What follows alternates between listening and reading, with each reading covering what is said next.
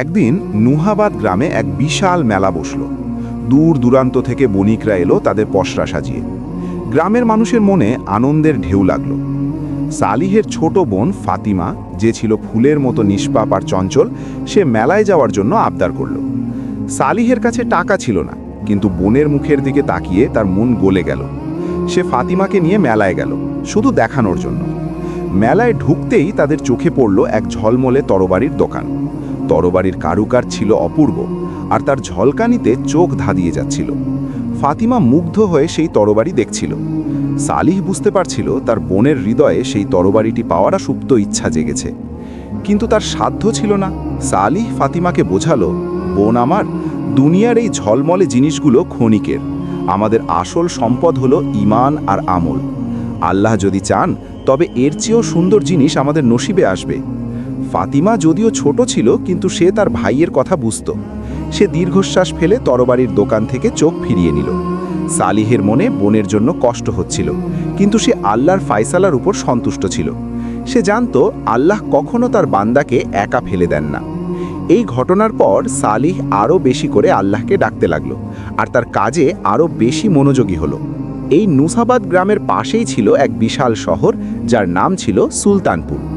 সুলতানপুরের শাসনকর্তা ছিলেন এক প্রতাপশালী সুলতান, যার নাম ছিল ইলিয়াস বেগ।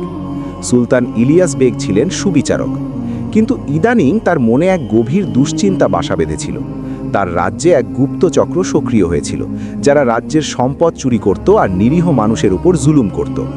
সুলতান এই গুপ্তচক্রকে দমন করার জন্য অনেক চেষ্টা করেও ব্যর্থ হচ্ছিলেন। তিনি জানতেন এই গুপ্তচক্রের মূল হোতা শহরেরই একজন প্রভাবশালী বণিক, যার নাম ছিল কাসিম। কাসিম ছিল ধূর্ত, লোভী আর ক্ষমতালোভী।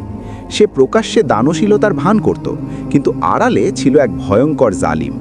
সুলতান ইলিয়াস বেগ রাজ্যের সকল বিচারক আর উজিরদের নিয়ে অনেকবার বৈঠক করেছেন, কিন্তু কাসিমের বিরুদ্ধে কোনো সুনির্দিষ্ট প্রমাণ জোগাড় করতে পারেননি। কাসিমের প্রভাব এত বেশি ছিল যে কেউ তার বিরুদ্ধে সাক্ষী দিতে সাহস পেত না। সুলতান এক রাতে আল্লাহর কাছে তাহাজ্জুদের নামাজে দাঁড়িয়ে দোয়া করলেন, হে আল্লাহ, তুমিই তো ন্যায় বিচারক। তোমার সাহায্য ছাড়া আমি এই জুলুমের অবসান ঘটাতে পারবো না। আমাকে এমন একটি পথ দেখাও যা দিয়ে আমি এই জালিমকে ধরতে পারি আর আমার প্রজাদের উপর থেকে জুলুমের হাত সরাতে পারি। আল্লাহর কাছে করা এই দোয়া যেন আকাশ পেরিয়ে পৌঁছে গিয়েছিল। পরের দিন সকালে সুলতান ইলিয়াস বেগ এক অভিনব ঘোষণা দিলেন। তিনি বললেন, যে ব্যক্তি সুলতানপুরের সবচেয়ে দামি আর নিখুঁত তরবারি তৈরি করে দিতে পারবে তাকে আমি পুরস্কৃত করব এবং তাকে আমার প্রধান কারিগর হিসেবে নিযুক্ত করব। এই ঘোষণার পিছনে সুলতানের এক গভীর উদ্দেশ্য ছিল। তিনি জানতেন কাসিমের এক অদ্ভুত শখ ছিল, সে পৃথিবীর সেরা তরবারিগুলো সংগ্রহ করত। সুলতান ভেবেছিলেন এই ঘোষণার মাধ্যমে তিনি কাসিমকে ফাঁদে ফেলতে পারবেন।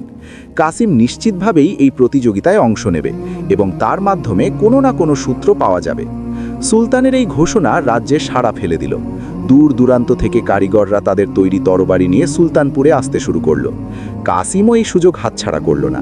সে তার নিজের কিছু কারিগরকে দিয়ে গোপনে এক অসাধারণ তরবারি তৈরি করালো। সে নিশ্চিত ছিল যে তার তরবারি হবে সেরা। সালিহ এই খবর শুনল তার গ্রামের এক যাত্রীর মুখে। সালিহ যদিও কাঠমিস্ত্রি ছিল, কিন্তু তার বাবা একজন বিখ্যাত তরবারি কারিগর ছিলেন। সালিহ ছোটবেলায় তার বাবার কাছে তরবারি তৈরির কৌশল কিছুটা শিখেছিল। তার মনে হলো হয়তো আল্লাহ তাকে একটি সুযোগ দিচ্ছেন। সে ফাতিমার মুখের কথা ভেবে সিদ্ধান্ত নিল সেও এই প্রতিযোগিতায় অংশ নেবে, কিন্তু তার কাছে ভালো মানের লোহা বা তরবারি তৈরির সরঞ্জাম ছিল না। সালিহ আল্লাহর উপর তাওয়াক্কুল করে তার মায়ের কাছে গেল আর নিজের ইচ্ছার কথা জানালো। তার মা ছিলেন অত্যন্ত ধৈর্যশীলা আর আল্লাহ ভীরু নারী। তিনি বললেন, বৎস, যদি তোমার নিয়ত শুদ্ধ হয় আর তোমার ভরসা আল্লাহর উপর থাকে, তবে আল্লাহ তোমাকে সাহায্য করবেন। যাও, চেষ্টা করো। মায়ের দোয়া নিয়ে সালিহ তার বাবার পুরনো সরঞ্জামগুলো বের করল। সেগুলো ছিল জীর্ণ আর মরিচা ধরা, কিন্তু সালিহ সেগুলোকে পরিষ্কার করে কাজে লাগালো। তার কাছে ছিল শুধু সামান্য কিছু লোহা, যা সে বহু কষ্টে জোগাড় করেছিল। এই লোহা দিয়ে ভালো মানের তরবারি তৈরি করা প্রায় অসম্ভব ছিল, কিন্তু সালিহ জানত ইখলাস আর পরিশ্রম থাকলে আল্লাহ অসম্ভবকেও সম্ভব করে দেন। দিন রাত এক করে সালিহ তার কাঠমিস্ত্রির কাজ শেষ করে রাতের বেলা তরবারি তৈরির কাজে লেগে পড়ত। সে প্রতিবার হাতুড়ির আঘাতে আল্লাহর নাম নিত আর দোয়া করত।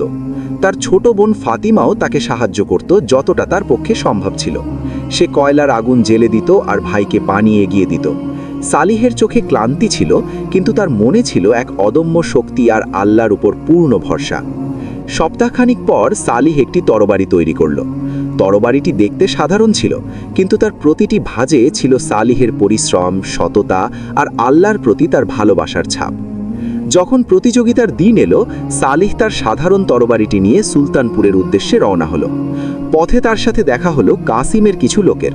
তারা সালিহকে দেখে উপহাস করে বলল, ওহে কাঠমিস্ত্রি, তুমি নাকি তরবারি বানাতে এসেছো? তোমার এই ভাঙাচোরা তরবারি দিয়ে কি সুলতানের মন জয় করবে? সালিহ তাদের কথায় কান দিল না। সে মুচকি হেসে বলল, আমার সৃষ্টিকর্তা জানেন আমার তরবারিতে কি আছে। কাসিমের লোকেরা সালিহকে অবজ্ঞা করে চলে গেল। সালিহ নীরবে আল্লাহর নাম জপতে জপতে সুলতানপুরে পৌঁছল। সুলতানের দরবারে রাজ্যের সেরা কারিগররা তাদের ঝলমলে তরবারিগুলো নিয়ে উপস্থিত হয়েছিল। কাসিমও তার তৈরি তরবারি নিয়ে গর্বের সাথে দাঁড়িয়েছিল। তার হাতল ছিল সোনা আর হীরা দিয়ে সজ্জিত, আর তার ফলা ছিল ইস্পাতের তৈরি, যা সূর্যের আলোতে ঝলমল করছিল। যখন সালিহ তার সাধারণ তরবারিটি নিয়ে প্রবেশ করল, তখন দরবারের সবাই হেসে উঠল। কেউ কেউ ফিসফিস করে বলতে লাগলো, এ কেমন তরবারি? এ তো পাটমিস্ত্রির কুঠারের মতো। সালিহ মাথা নিচু করে একপাশে দাঁড়িয়ে রইল। তার চোখে ছিল শুধু আল্লাহর ওপর ভরসা। সুলতান ইলিয়াস বেগ এক এক করে প্রতিটি তরবারি দেখতে লাগলেন। তিনি প্রতিটি তরবারির কারুকাজ, ধার আর ভারসাম্য পরীক্ষা করলেন। যখন তিনি কাসিমের তরবারি দেখলেন, তখন তিনি মুগ্ধ হলেন। কাসিমের তরবারিটি ছিল নিখুঁত। সুলতান প্রশংসা করে বললেন, কাসিম, তোমার তরবারি সত্যিই অনবদ্য, কিন্তু আমার উদ্দেশ্য শুধু সৌন্দর্য দেখা নয়। এরপর সুলতান তার প্রধান উজিরকে নির্দেশ দিলেন প্রতিটি তরবারি দিয়ে একটি বিশেষ পরীক্ষা করার জন্য। এই পরীক্ষাটি ছিল এক কঠিন পরীক্ষা। প্রতিটি তরবারি দিয়ে একটি রেশমের সুতা একবারে কেটে ফেলতে হবে। যে তরবারি এই কাজটি করতে পারবে সেটি হবে সেরা। এক এক করে কারিগররা তাদের তরবারি দিয়ে রেশমের সুতা কাটার চেষ্টা করল। অধিকাংশ তরবারি সুতা কাটতে পারল না। কিছু তরবারি সুতা ছিঁড়ে ফেলল। এমনকি কাসিমের ঝলমলে তরবারিটিও সুতা কাটতে পারল না। কাসিম হতাশ হয়ে পড়ল। তার মুখের গর্বের হাসি ম্লান হয়ে গেল। সবাই যখন হতাশ, তখন সুলতানের চোখ পড়ল সালেহের উপর। সালেহ তখনও নিচু মাথা করে একপাশে দাঁড়িয়েছিল। সুলতান তাকে ইশারা করে ডাকলেন। সালেহ এগিয়ে এলো, তার হাতে সাধারণ তরবারিটি। সুলতান তার দিকে তাকিয়ে বললেন, বৎস, তোমার তরবারি তো খুবই সাধারণ দেখাচ্ছে। তুমি কি মনে করো তোমার এই তরবারি এই রেশমের সুতা কাটতে পারবে? সালেহ বিনীতভাবে বলল, আমার ভরসা আল্লাহর উপর সুলতান, তিনি যদি চান তবে এটি সম্ভব। সালেহ খুব সাবধানে তার তরবারিটি দিয়ে রেশমের সুতার উপর এক টান দিল। সবাই অবাক হয়ে দেখল রেশমের সুতাটি মুহূর্তের মধ্যে মসৃণভাবে কেটে গেল, যেন এক ঝলক বাতাস বয়ে গেল। দরবারে নীরবতা নেমে এলো। কেউ বিশ্বাস করতে পারছিল না একটি সাধারণ তরবারি কিভাবে এত কঠিন কাজটি করে ফেলল। সুলতান ইলিয়াস বেগ তার সিংহাসন থেকে উঠে দাঁড়ালেন। তিনি সালেহের কাছে এসে তার তরবারিটি হাতে নিলেন। তিনি তরবারির ফলাটি খুব ভালো করে পরীক্ষা করলেন। ফলাটি দেখতে সাধারণ হলেও তার ধার ছিল অবিশ্বাস্য। সুলতান সালেহের দিকে তাকিয়ে বললেন, বৎস, তোমার তরবারি দেখতে সাধারণ হলেও এর ধার আর ভারসাম্য সত্যিই অসাধারণ, কিন্তু এর পেছনের রহস্য কি? সালেহ বিনীতভাবে বলল, সুলতান, আমি তরবারিটি তৈরি করার সময় প্রতিটি মুহূর্তে আল্লাহর নাম স্মরণ করেছি।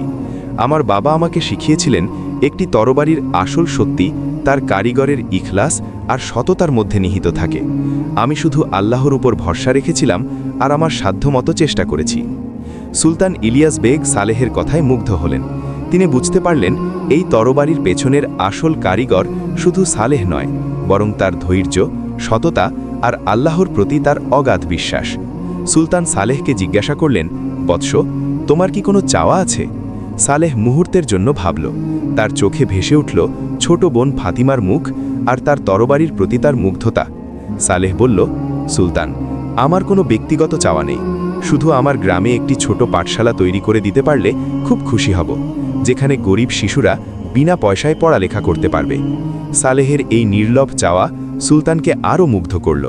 সুলতান ইলিয়াস বেগ ঘোষণা করলেন, আজ থেকে সালেহ শুধু তরবারি কারিগর নয়, সে আমার রাজ্যের প্রধান কারিগর, আর তার গ্রামে একটি পাঠশালা তৈরি করা হবে আমার রাজকোষ থেকে। দরবারের সবাই সুলতানের এই সিদ্ধান্তে বিস্মিত হল, কিন্তু সালেহের সততা আর ধৈর্যের জয় দেখে তারাও আনন্দিত হল। কাসিম তখনও হতাশ আর লজ্জিত মুখে দাঁড়িয়েছিল। সে বুঝতে পারছিল তার সব চক্রান্ত ব্যর্থ হয়েছে। সুলতান সালেহকে তার প্রাসাদের কাছেই একটি সুন্দর বাড়ি দিলেন এবং তাকে রাজকীয় সম্মান দিলেন। সালেহ আল্লাহর শুকরিয়া আদায় করল। এর পরের দিন সুলতান ইলিয়াস বেগ সালেহকে ডেকে পাঠালেন। তিনি বললেন, সালেহ, আমি তোমার সততা আর জ্ঞানের উপর আস্থা রেখে তোমাকে একটি বিশেষ দায়িত্ব দিতে চাই। তুমি কি আমাকে আমার রাজ্যে লুকিয়ে থাকা চোরদের ধরতে সাহায্য করতে পারবে? আমি জানি তুমি তোমার সততা দিয়ে এই কাজ করতে পারবে সুলতান। সালেহ মাথা নেড়ে বলল, যদি আল্লাহ চান তবে আমি আমার সাধ্যমতো চেষ্টা করব সুলতান। সালেহ তখন সুলতানকে একটি বুদ্ধি দিল। সে বলল, সুলতান, আপনি আরও একবার একটি ঘোষণা দিন, যেখানে বলা হবে যে ব্যক্তি সুলতানের জন্য সবচেয়ে সুন্দর আর মূল্যবান রত্নখচিত তরবারি তৈরি করে দিতে পারবে তাকে আরও বড় পুরস্কার দেওয়া হবে। সুলতান সালেহের কথা শুনে অবাক হলেন। তিনি জিজ্ঞাসা করলেন, কিন্তু এতে লাভ কি হবে? সালেহ হেসে বলল, সুলতান, জালিমরা সহজে তাদের পথ পরিবর্তন করে না, তাদের লোভের জালে আরও বেশি করে জড়িয়ে দিতে হবে। এই ঘোষণার ফলে কাসিম আবার তার চোর চক্রকে ব্যবহার করবে রত্ন সংগ্রহ করার জন্য, আর ঠিক তখনই আমরা তাদের ধরতে পারব। সুলতান ইলিয়াস বেগ সালেহের বুদ্ধির প্রশংসা করলেন। তিনি নতুন ঘোষণাটি জারি করলেন। সত্যিই সালেহের অনুমান ঠিক ছিল। কাসিম তার পূর্বের পরাজয় ভুলে গিয়ে আবারও লোভের বশে রত্ন সংগ্রহের জন্য তার চোরদের কাজে লাগালো। কাসিমের লোকেরা রাতের আধারে বিভিন্ন ব্যবসায়ীদের বাড়ি থেকে মূল্যবান রত্ন চুরি করতে শুরু করল। কিন্তু এবার তারা জানত না যে সুলতানের গুপ্তচররা তাদের প্রতিটি পদক্ষেপের উপর নজর রাখছিল। সালেহ তার তীক্ষ্ণ বুদ্ধি আর সুলতানের গুপ্তচরদের সাহায্যে কাসিমের চোর চক্রের আস্তানা খুঁজে বের করল। সে দেখল তারা শহরের এক পরিত্যক্ত গুদামে রত্নগুলো লুকিয়ে রাখছে। সালেহ সাথে সাথে সুলতানকে খবর দিল। সুলতান ইলিয়াস বেগ তার বিশ্বস্ত সৈন্যদের নিয়ে গুদামে অভিযান চালালেন। তারা হাতে নাতে কাসিমের লোকদের ধরে ফেলল এবং তাদের কাছ থেকে চুরি করা সমস্ত রত্ন উদ্ধার করল। কাসিম যখন এই খবর শুনল তখন সে বিশ্বাস করতে পারছিল না। তার সব পরিকল্পনা ভেস্তে গেল। সুলতান ইলিয়াস বেগ কাসিমকে দরবারে ডেকে পাঠালেন।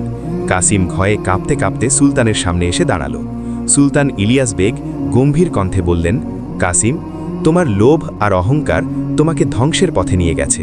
তুমি আমার প্রজাদের উপর জুলুম করেছ, তাদের সম্পদ চুরি করেছ। তুমি ভেবেছিলে তোমার প্রভাব আর প্রতিপত্তি তোমাকে রক্ষা করবে, কিন্তু আল্লাহর ন্যায়বিচার থেকে কেউ বাঁচতে পারে না।